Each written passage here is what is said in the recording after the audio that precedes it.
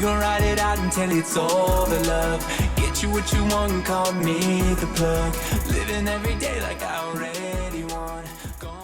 I want to present 8 names to you and get a one sound bite on each one of these individuals and what you think of them. Let's start with who you consider the best cyclist of all time, Eddie Merckx. What's your sound bite for Eddie Merckx? He was called the Cannibal. And I once asked him when I went into his office where he lives in Brussels and said, Eddie, why did you win every race? Because for me, when I telephoned my newspaper in London and said, how much space have I got for this race? And they'd say, who won? I'd say, Eddie Merckx won. Oh, not again. So they would cut me down on space. I mean, they would never say that if it was an English superstar. Anyway, I told Eddie the story. I said, why did you not just sort of lose the odd race? Because the guy rode 1,500 races. He won over 500 of them. 1/3 of the races he won. And he said, I can't win. I can't lose it because my people, they go to the races to watch me win. So I must win. I must win. And that's his only answer. He must win. The guy was special. He's the only guy where I interviewed cyclists at the start of classic races and said, who's going to win today? And they'd say, well, if Eddie Merckx wants to win, we can't stop him. France's favorite, Bernardino. Yeah. Bernard was the last of the real patrons of the Tour de France, the guy who could control the racing because they knew he had the legs to finish anybody off who didn't obey.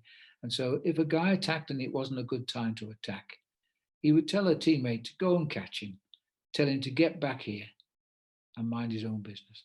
He said, because if he doesn't, he won't finish this Tour de France. And what by that he means, would make it so hard for him at some stage of the race, the guy would probably abandon.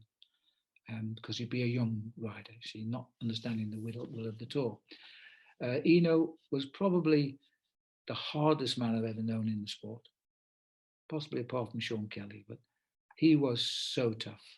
And I remember the striking workers at the bottom of the Col d'Ez in Paris-Nice. And they were blocking the road. They were demonstrating and using the race as their platform to demonstrate for their problems. Eno just put his head down, put his fist out like that, and went straight for them like a torpedo and smashed his way straight through onto the Col d'Ez. He said, listen, I'm doing my job. I'm a professional. So don't stop me working. And that was his attitude. He was a hard man, very much a hard man. And still is to this day. He's a very doer guy. You go up and see him, you say, bonjour, Bernard. He goes, bonjour. That's it. He didn't see any point in wasting time. I mean, he criticized the organizers of Paris-Roubaix for saying it's ridiculous to ride such a race like that. It's inhumane and nobody should ever ride it. And he rode it once, won it, so he could say those things. That's Bernardino. America's Greg Lamont. Greg's a very excitable character, shall we say, but boy, he was soaked in talent. From the day he sort of got his junior world title almost by default, really disqualified the winner. But Greg was very, without doubt, the most talented guy to come out of America, I think, even though we've had Armstrong as well. But Greg was very special. And when he was shot, peppered, over 200 pellets is what he always says was in his back of his body, because his brother-in-law thought he was a turkey and shot him in the bushes. Greg tells me the story. He said that there was a helicopter flying over going to a road accident, and that the chopper got the call there was somebody down there just been shot. And the pilot made the call, road accident, or the guy had just been shot. He chose Greg. And they told Greg that if this guy had not landed, Greg would have died where he lay. And they saved his life. And Greg's never forgotten that, I don't think. The pellets are still in his heart, all of his linings of his heart, as far as I know.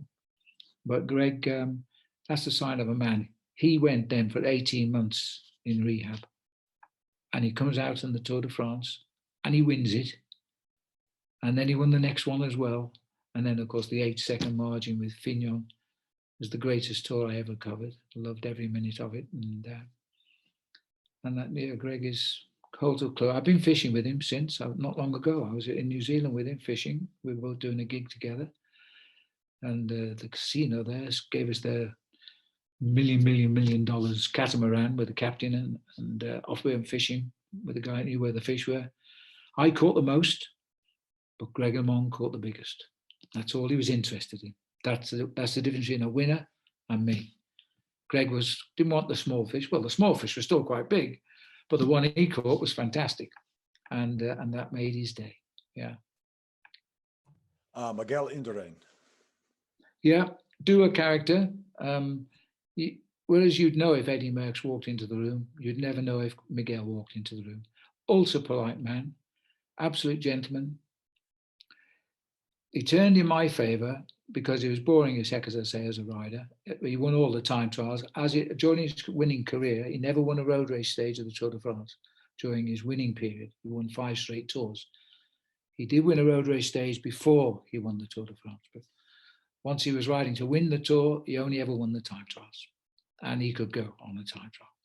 However, during what would be his 6th Tour de France in a row in 1996, he was well beaten in the mountains. Bjorn Rees was killing him in the mountains. And the race was finishing a stage in Pamplona, which is where he lives. They'd even built a grandstand outside his house on the street because the Tour went past his house. And the people were all sat there, and he was not in contention anymore. And in fact, he came through in the second group, if I remember right, on the road into Pamplona for the finish of that stage. Here he was now, Eva Aresta, if I remember rightly, and he could have just packed his bags and walked down the street and been home, finished. He was never going to win the Tour. He was either 9th or 11th overall. And that is when everybody realized just what a great man Indurain was. He rode all the way to Paris. He finished the Tour in 9th or 11th position. And he went right up there in people's estimation because this guy was a winner in character as well as a winner of the Tour de France 5 times straight. The only guy to have done that. And so you got to like him, but he was a guy, you know, he always celebrated his birthday on the Tour, July the 19th. So the organisation always brought him a big birthday cake with 1 candle on it to the Tour village before he had to get on his bike and ride the stage. He blew the candle out. He never ate any of the cake. He left it for the people in the village. But he had to go through the ritual every year because his birthday's on the same date every year. Did you know that, Steve? What about his countryman, Alberto Contador?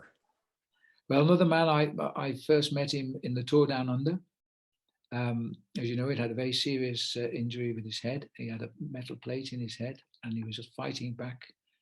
And he always remembers that stage of the Tour Down Under, the Australian race in Adelaide, was his big comeback. He won the stage. If I remember right, I think he was sprinting with Luis Leon Sanchez, but the 2 Spaniards came down together. And that was the announcement that he was back. And that was the story of that tour that year. And of course, he does fall off a lot in many ways, Alberto, but he was such an exciting rider to commentate on. And he was also he was loved by Spanish people because in his hometown, he had a gymnasium named after him. He'd helped people, the kids, try to make progress like he'd done to be a top cyclist. And so I had a lot of time for Alberto as well. Yeah. Similarities between Contador and Julian Alaphilippe at all? Well, they certainly look pretty similar on the bike. They're all sort of the skinny riders, and they seem to turn the body inside out when they jump out of the saddle and stuff. The legs look like rubber. He was a much better climber, obviously, Contador was, than Julian. But Julian, don't be fooled. He can climb when he has to. I like Julian especially, not because I dropped him on the climb of the Sierra Nevada on an electric bike, but because I did a commercial with him 2 years ago. Never met a nicer guy to work with. I went up to him and I said, "Bonjour, Julien." I said, "I'm Phil Liggett, the commentator." He said, "I know who you are." I said, "What?" He said, "I know who you are." He said, "You talk about me all the time on television." I said, "Well, I'm very, very impressed and I feel very humble." I said, now look, we're going to climb the Sierra Nevada, which is a 33-kilometer climb, but of course we only do a kilometer or two of it. And I was testing a specialized new prototype electric bike, which was due to be launched in the July of that year, which is 2 years ago. And Julian was training up there. That's why they'd chosen Julian to come down. Of course, he rides for Specialized, team sponsored by Specialized. So Julian comes down on his bike with a mechanic in the car. He rode down, mechanic came in the car. I said, now look, I'm exactly, almost to the day, 50 years older than you. I said, but I'm still going to bloody beat you. And he laughed. And so we went down the mountain. We must have done 7 or 8 times up the mountain for the takes, for the cameras, different angles, different commentary. And of course, I dropped him on the climb, but did I drop him? No. He just put on a terrific face of agony as he went off in the distance. And I said, I'm sorry, Julian, I can't wait for you. You're clearly in trouble. And I rode off on the electric bike. And they had so much luck, Specialized, on that occasion, because when they did launch the bike on the 19th of July, if memory serves me right, 2018, he was in the yellow jersey of the Tour de France when they put the commercial to air. How lucky can you get? So I just like Julian. He never says never. Even when he was penalized for illegally taking that drink in the Tour this year, he was wrong to have taken it, but he didn't. He said, oh, it cost him the yellow jersey. But he said, well, it was a mistake. But he didn't say they shouldn't have done that to me. Accepted, it was a mistake. And he was on. Chris Foome. Yeah. Well, Chris have come from 2 angles, because first of all, I knew Chris when he was never looking likely he'd ever ride in the Tour de France, never mind win it 4 times. Chris brought up in, he's African really. I know he's English, but he's African. He's lived there all his life and he speaks. Paul used to speak to him in Swahili. It's hilarious. And so I used to see Chris racing in the area of Johannesburg, because I've been going to South Africa since 1990. So I'm pretty well known in Africa, in South Africa in particular, and that Chris was educated in Johannesburg. Then I was reporting local races for local television, and Chris was just riding the races locally for a team called Konica Minolta. And he was a good bike rider, but it was never an indication he was going to be a star. But then he moved to Europe and he changed completely. He became a race winner, as we know. And then we saw Chris had the Rhino on the headset of his bike, and he was a great Rhino supporter. So that endeared me to him even more. And we used to talk on the subject of saving the rhinos, which were being and still are persecuted in Africa. And he's just loved. I read once that his ambition is to, when it's all over, is to return to Africa and hopefully train the kids to enjoy the life he has led since. And I hope he sticks to that, because I'd be the first to support him. Yeah, he's a good man, Chris. I know he gets in some hot water occasionally, and he certainly falls off a lot. But this guy is unbelievably strong. Dave Brailsford will be the first to tell you he's a Jekyll and Hyde character. The meekest, mildest, quietly spoken guy you'll ever meet. Put him on a bike, he'll tear you apart. He never, ever slow down. And finally, Lance Armstrong. Lance, well, how long have we got, Steve? Because I write a book on Lance, as you know. I've enjoyed Lance's company immensely. Contrary to everybody, I'm no closer to Lance than you are. Nobody gets close to Lance. And I enjoyed being given the jobs to MC all of his gigs, which involved raising money for cancer. I met some of the most amazing people who were stricken by the disease and probably long since dead because of it.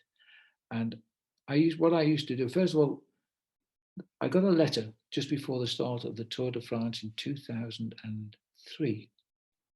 And it was from a guy in Canada called Joe Dutton, his name. He said, Phil, we've not met, but it went something like, Lance is doing a gig over here. and I'm the organizer, and we're raising money for his cancer charity. And Lance has said he wants you to do the mic work. And I thought, yeah, right. Lance would never have said that. I never talked to Lance one day till the next. So I wrote back, and I was just leaving for the Tour de France, and I just wrote to Joe and I said, September, Joe, it's a bad time of year for me. I'm coming off the tour and stuff. So if you don't mind, I'll say no. And that was the email I sent to Joe Dutton. Day 5 of the Tour de France, finishing Amiens. And Armstrong had just battered the Colombians on the cobblestones because he knew he could get them in trouble on the cobblestones where he might not get them in trouble in the mountains. So he got time on them over the flat roads of the hell of the north. Anyway, Paul and I walking through the courtyard of this hotel we were staying in, and we didn't know that the team was staying in the same hotel. And suddenly a door burst open from this private area wing of the hotel, and Lance ran out across the cobbles. Hey! I thought, oh God, he must have heard some of my commentary. He's going to hit me. And he came screaming up. He goes, hey, he never says hello. Lance to this day never comes up and says, hello, how are you going? He just said, hey, do you get a letter, an email of Joe Dutton about a ride in Canada? I said, yeah. I said, I turned it down because he said that you wanted me to go. I do. I said, oh God. I said, well, I don't know. He said, listen, man, this guy is the most brilliant organizer. We raise so much money for the cancer, and I want you there. Get back on it. Let me know by the end of the tour if you're coming or not. I said, okay, Lance, well, I'll dig down my bin and see if I can find the email, and I'll send Joe a letter, which I did during the tour, and said, Joe, seem to have made a mistake. I'm in. And Joe came back and said, delighted. We'll arrange the trip. Okay. At the end of I never saw Lance again from stage 5 till the end of the tour on stage 21 when he was on the podium having won the Tour de France. And he suddenly shouts across from the podium where he's standing in the middle of the Champs-Élysées in his maillot showing, saying, hey, are you coming to Canada or what? I said, yes, I am. He said, good. And stepped off the podium. That was the last conversation I had till we went to Canada. And that was a terrific trip. We raised $2.5 million. That was a big deal. And I met some great people from the surgeons responsible for the cancer operations to the sufferers. And I'll very quickly tell you another story because there was a kid came to this event. He was up at 15. I don't think he was even 16. And he sat when we had the dinner on the first night, we had small tables of about 10 people. And this kid was on the table with me and Lance. And Lance looked at him. He goes, hey, kid, how'd you get to sit on my table? And the kid said, he came from the Cook Islands, which is the opposite side of the world to Calgary. It's a long, long way away. And so he said, well, I sold your armbands because the deal was you had to pay $20,000 to be on the table. And the kid was on his table. And so Lance said, how many did you sell? He said, I sold 9,000 at $1 a go. So I said, down the market on the Cook's Islands on a Saturday morning. Lance just goes, well, that's not enough money, is it? $9,000. You've got to pay 20 to get here. And the kid just looked up. He said, yes. He said, my granddad said that whatever I was short, he would pay the balance. And he said, so he paid the $11,000 extra. And so my granddad came to see me off from the airport. Oh, yeah. And just as I was stepping on the plane, my granddad said he was dying of cancer. Lance just choked. He never spoke for ages. He just sat at the table and carried on eating. Lance is not the one man to apologize or say anything like that, so he just stopped the conversation. And they went a bit quiet. Now, I was drawing the raffle for a bike which Lance had brought from Trek, a fantastic Trek Madon. And that was the prize for the guys who were paying lots of bucks for this raffle. And I would go up on stage to draw the winner. And as I get up on the mic and just pulling the mic straight, as Lance is walking from the table to me, he goes, hey. And he looked, I said, I put the mic away. I said, what do you want, Lance? He says, the kid gets the bike. So what? A kid gets the bike. So what's his number? I didn't know. Look, I had to know a number to call out. Anyway, we worked it out. The kid got the bike and he rode it the next day on the ride with us, and he finished in the group with Lance. I didn't. He did. And that's the other side of Lance. That's the side you don't see. And some of those people we spoke to, surgeons, one guy, we gave the coloured jersey of the Tour de France, the guy, people who'd raised the most money. The guy that wore yellow had paid and raised $75,000 to be there. He got the yellow jersey to ride in, and he became a friend of ours too. After that, he became a really good guy. I met him a lot. Yeah, so that's Lance for you. I admire him a lot. There's a story broken in the last couple of days, Johan Brunel saying that Lance would have won his tours with or without drugs. And you know, I think he was right. I believe Lance was an incredible talent. The figures he pushed out when he was doing his checks, his VO2 max, was unbelievable. And the way he beat cancer shows that the determination of the man. And I know that Brunel had to pull his riders from training with Lance because they'd be too tired to race for Lance in the bike races. They would ride, for example, on one occasion, and this is Johan telling me years ago, the team rode up Alpe d'Huez. The team stopped at the top and went to the hotel. Lance went back down the bottom and climbed Alpe d'Huez again. That was the difference. And he stacked the miles in. And he knew what was going on, of course. Everybody was taking drugs. The fact was basically that Lance was not a particularly nice character. He made a lot of enemies in the official world. The doping agencies, they were all out to nail him. And I'm not sorry they did, because he was clearly cheating. But he wasn't the only one. That's the point. But Lance made himself very unpopular with officialdom. And they wanted him, and they wanted him big time. And they were prepared to take any risk to get him. You know, rap on the knuckles for all the team, but all they wanted was Lance. Let's pivot to loves of your life. We've talked already about Trish, your wife. We've talked certainly about cycling and the phenomenal career you've had there. A couple other things specifically I want to talk about. Wine first. And secondly, your love of animals, your start as a zookeeper, and then specifically about the Helping Rhinos campaign and what you're doing in South Africa. Well, the wine, of course, I think I've been to every winery in the world, because winemaking always seems very close to cycle racing, and I finish up being invited, especially in California, with all the great vineyards, and especially in the Tour Down Under, because you have the Napa Valley, not the Napa Valley, the McLaren Vale and all the great places, the Barossa Valley down in South Australia. Both countries make great wine. So, and in France, I've been a guest of the Morton Chandon, the Contessa of Epinay. I've been to a chateau there many years ago, in the 70s, in fact. She's long since gone now because she was pretty old then. But I remember at nearly midnight, I was talking about animals. And she said something like, "Mr. Liggett, I see you're very interesting, aren't you?" Her English was impeccable. The previous night, she was in Balmoral Castle in Scotland having dinner with Princess Margaret. And she came back from Balmoral to just entertain me. And when I arrived with David Saunders, it happened, she says, "Look, I've no idea why you're here, but I do know my husband invited you, but sadly he's not here, so you've got me." And that's how the dinner party started. There was... I was talking fish. And by midnight, I was in the grounds of the chateau looking at fish under spotlights to try and explain. She wanted me to work out why they were dying. After a few glasses of the most fantastic wine, it was lucky I didn't fall in. I had a suit on as well, but I had a look at the fish for her.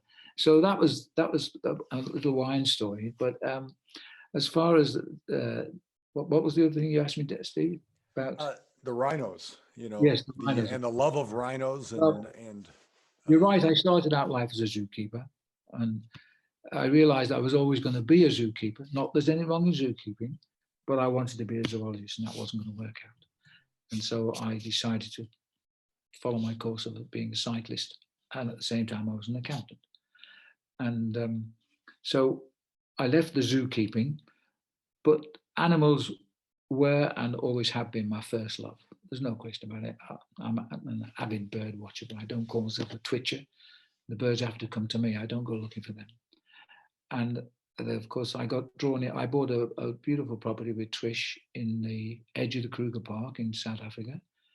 The last fence is 9 kilometers, 5 miles or so. I always call it the last fence because after that, there's no fences. You go to Botswana, Zimbabwe, Mozambique, Namibia. That's the countries that form the rim of the north of South Africa, and there's no more fences. And so it's a wild place. And then I found I hadn't bought a holiday home. I'd bought a house in a war zone because of the poachers who are heavily armed guys, AK-47s, shooting the rhinos, taking the horn off and making money. And so I became very embroiled with that because, 10 years ago, there were 12,500, 13,000 rhinos left in Africa. It's now down to about 3. But I think, and I say with trepidation, we are turning the corner now. We've had a great time where I live. We've lost 1 rhino so far this year. We've almost got to a full year with no casualties at all. So I think we're winning, but it's costing a lot of money. So most things I do, I raise money for rhinos. I do things for the bird life for South Africa because I'm a patron of BirdLife South Africa on the cycling side. And so it's called Fast and Featherless. So we get guys on mountain bikes and we take them into the safari area. We go bird watching and give talks on birds and bikes. And the money they've paid goes to back to the BirdLife South Africa in Johannesburg for research and training young black people to be rangers and learn to appreciate what they have in Africa, which is the most beautiful country in the world. And and just at the moment, of course, I'm in the progress with Trish of organising a mountain bike safari type thing in South Africa, which will be next August. I'm hoping that COVID will have gone away. It's only for 16 people, which there's only 8 places left already. And that is, that will be all expenses paid. Once you've paid your money up front, there won't be another penny spent. You'll spend the next 5 days with me and with Trish, with storytelling, and the rangers will take you and show you the animals. If you want to, you can ride the mountain bike with us, and we'll get to meet the local people, and you'll learn to sprint because the lions will chase you. And you'll have a good time. That'd be great. And of course, the last one is the Paul Sherwen project. I can see you're going to ask me that question, aren't you? Yeah, well, the Paul Sherwen project is something. Paul died December the 2nd, 2018. It's indelibly printed on my life, on my mind. I can see it just right now. Paul was African by everything apart from his colour. And we both came into it totally differently, but our lives seem to always follow each other. I love Africa too. He loves Africa, but we never came in with the same idea. We just turned up in Africa together. Paul was brought up in Africa, in Eastern Africa, Uganda and Kenya. And so when Paul passed away, we just couldn't let him slip away without remembering him. So it's taken a little while, but in the last few weeks, we've got a project. And it's called the Paul Sherwen Project.com. That's the website. Website's starting to look like a website now. It's been a tough one. And what we do is we raise money as best we can, or you can donate. Press the donate button, we'll get your money. And of course, I'm the chairman of the board. Catherine Sherwen, Paul's wife, is on the board with me, and we've got other people who have got great individual talents, many of them drawn from the cycle races, particularly from having met them on the Tour of California. And we've started now to bring money in. Road Idea have been great for us with the wristbands because we're great supporters of the wristband. I think it's the most brilliant idea. And we've made some money out of the sale of wristbands, and that money's in the coffers now. And in the last week, we've approved some money to go back to Kenya. One is going to help the young women, the girls who are still kids, because they're very badly treated in Uganda. The elders don't really want them to be educated. They want to put them down the gold mines and in atrocious conditions. Well, there's a lady there called Florence who runs a school, and they go in there for 3 months at a time to be properly educated. And so we've given her some money. Paul would have loved that because he loved the Ugandan people. And the other one is there's a Paul Sherwen Classic bicycle road race, which started last year. And it's off again in 2 weeks' time in Uganda. And we're giving some money so that race will be sure to be taking place again. We haven't got a lot of money yet, let's face it, but we're hoping that as the years progress, we'll think of ideas and people will donate, because when Paul sadly passed away and we organised a memorial service for him in Manchester here in England, in the Manchester Cathedral, which is one of the nicest cathedrals in Britain, we filled the place. All the Tour de France organisation turned up. All Paul's ex-riders, pros, all came from Europe. And his pro and the kids he used to race with before he went to be a pro in Europe, they all came. So there's no doubt in my mind that they will happily help Paul fulfill his ideals. And so that's the Paul Sherwen project.com. Those are great programs to get behind, Phil. And I think we'll certainly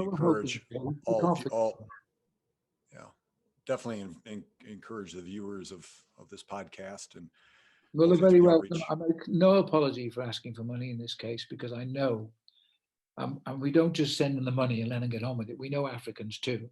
You've got to watch them. And so we will follow the projects through to the finish with the money we give, for sure. So in 1943, it was a great year by British standards.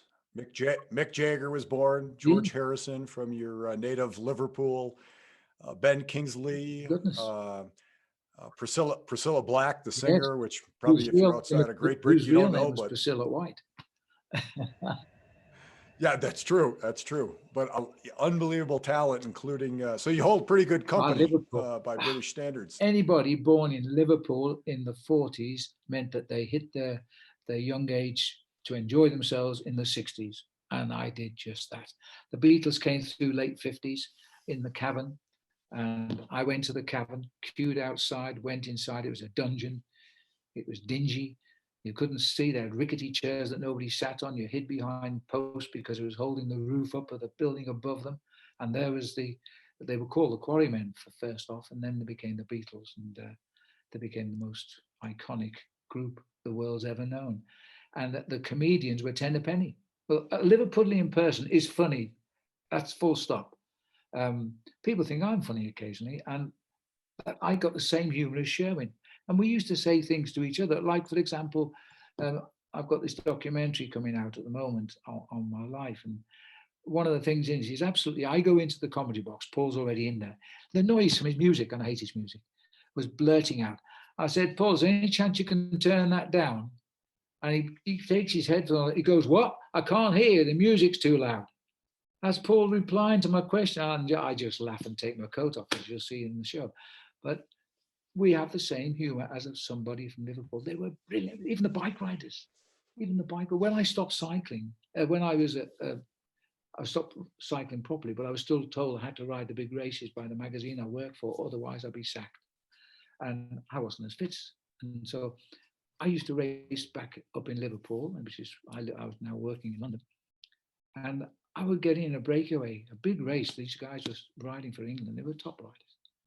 And I remember on one occasion, this is also mentioned in the filming, a guy called Pete Matthews, British champion. He used to, he said things like, does this whistling put you off? Because we'd be climbing a hill and he'd be whistling. And I said, no, Pete, I was quite enjoying it, really. Oh, I won't do it then, you see, because that's the mentality of a Liverpudlian. But then one day in this bike race, I was in a breakaway. I couldn't work with these guys that are flying. And I'm nowhere like their level anymore. And so I was sat at the back of the break, and guys were coming back saying, hey, get to the front, do some work, stop hanging in here. And then Pete would take over because he was a respected guy in the peloton. And he'd say, leave him alone. Just leave him alone. He's got a typewriter in his back pocket and he's going to write a story of the race. So just leave him where he is. It's all right.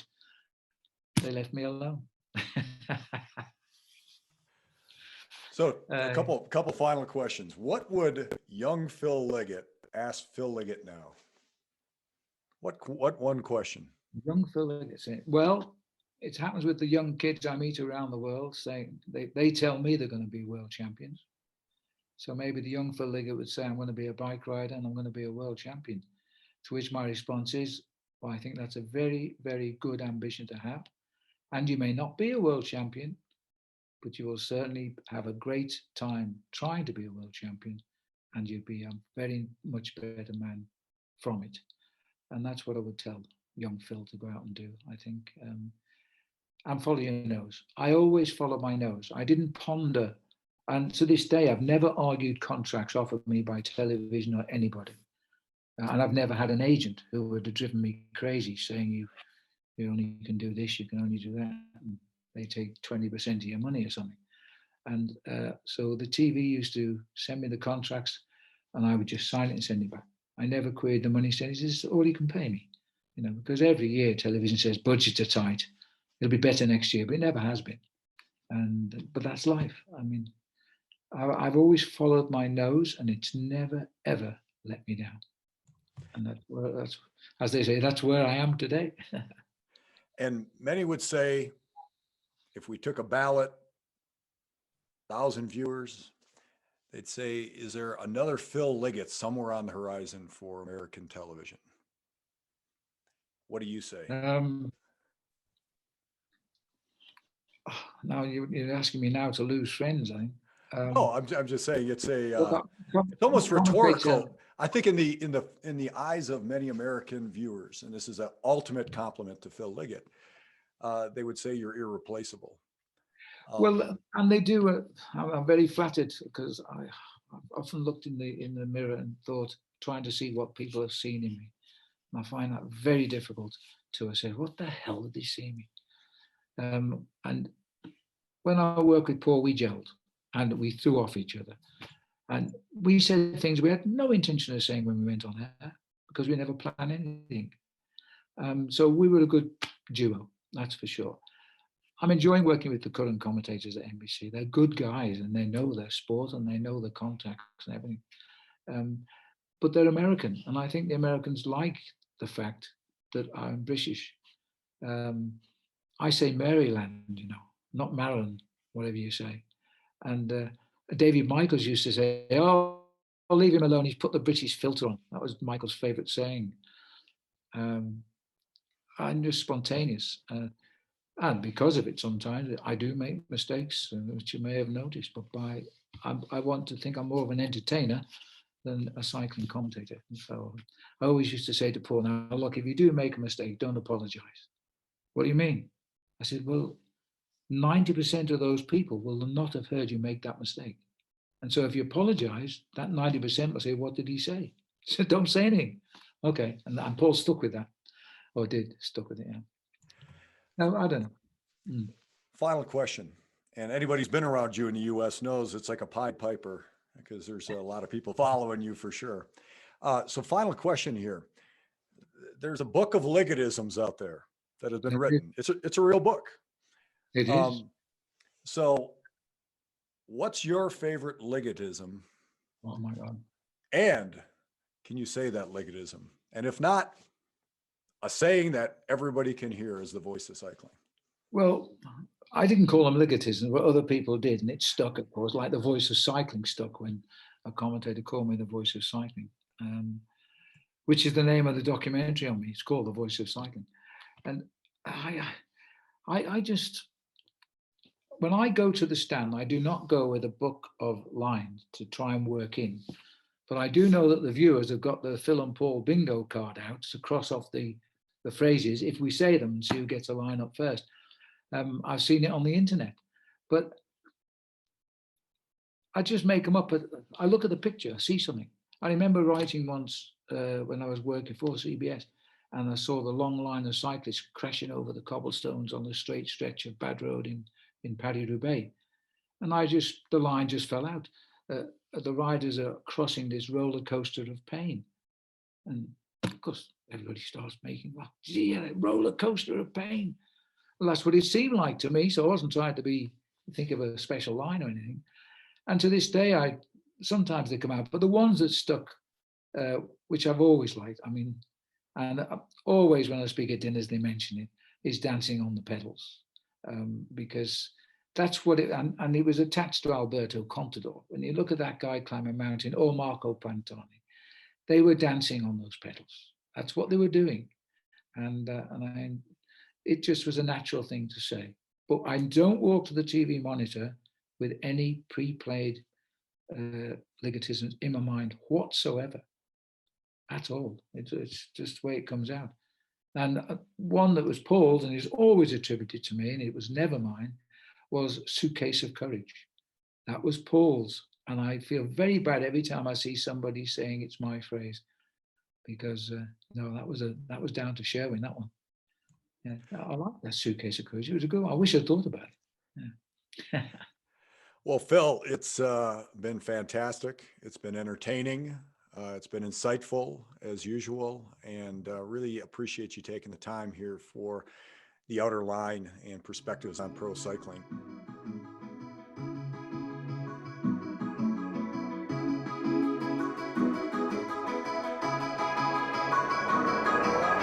We gon' ride it out until it's over, love. Get you what you want, call me the plug. Living every day like I already won. Gone